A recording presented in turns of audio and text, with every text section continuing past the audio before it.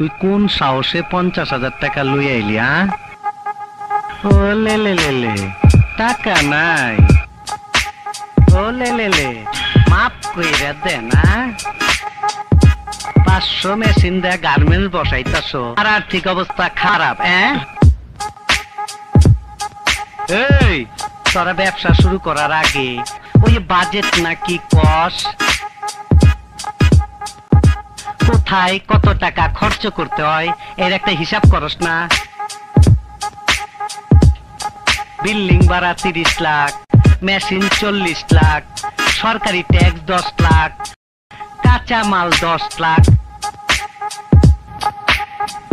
আমার কবি কি কইছে এটা শুনছস? ও কবিতা লেখে, ও বুদ্ধিজীবী। 50,000-এ হবে না। টাকা পাই, টাকা পাই, কষ্ট লাগে। হে মহাশক্তি, হে সৃষ্টিকর্তা, হে ঈশ্বর, আজ বুঝিতে পারিলাম তোমাকে। তুমি মহাশক্তি, তবু তুমি অত্যাচারী নও, নও স্বৈরাচার। এবার বুঝেছি কেন তুমি দয়ালু, কেন তুমি ঈশ্বর। এই কবি কি করছ তুই? একটা কবিতা রচনা করলাম। আমার বিরুদ্ধে গেল না তো?